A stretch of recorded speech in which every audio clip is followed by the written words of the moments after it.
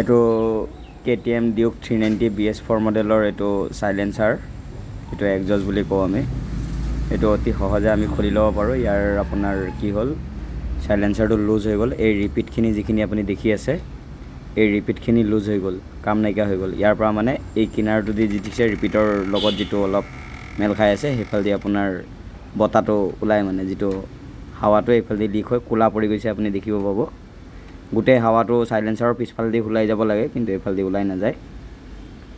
এইটো লিক হোৱাৰ কাৰণে এই ৰিপিটখিনি চেঞ্জ কৰি দিম। আপোনালোকক দেখাই আছোঁ মই কেনেকৈ কৰোঁ, কি কৰোঁ।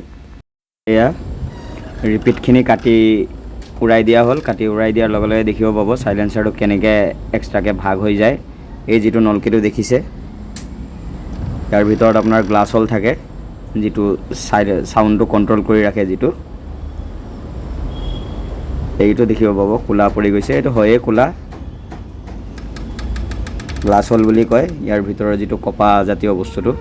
আৰু এইটো দেখিব পাব, এই কপাহৰ মাজত যিটো ফিল্টাৰ হয়, হাৱাটো ফিল্টাৰ হৈ যিফালে ওলাই যায়, এই বস্তুটো ইয়াতে ফিল্টাৰ হয়, যিটো চাইলেঞ্চাৰৰ হাৱাটো, মাতটো এইফালেদি আপোনাৰ ফিল্টাৰ হৈ ধুনীয়াকৈ ক্লিন হৈ ওলাই যায়।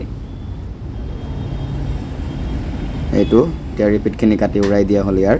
এতিয়া মই ৰিপিটখিনি ইয়াত ভৰাম, ভৰাই পিনে ৰিপিটকেইটা এইকেইটা ৰিপিট কৰি ৰাখে, পুৰণা ৰিপিটকেইটা এইকেইটা কাটি উৰাই দিয়া হ'ল।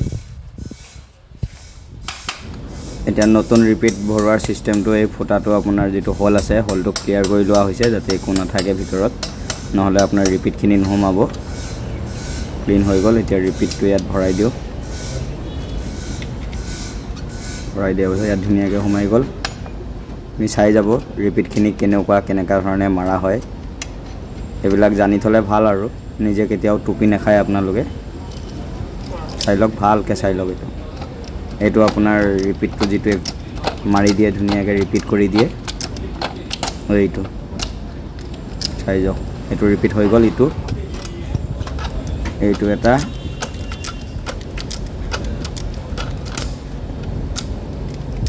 এইটো ৰিপিট হৈ গ'ল। এতিয়া এইটো এটা বহাব,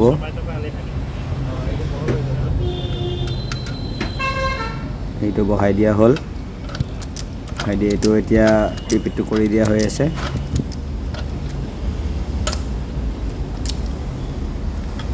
হৈ গ'ল, 3টা ৰিপিট হৈ গ'ল। এইটো আৰু এটা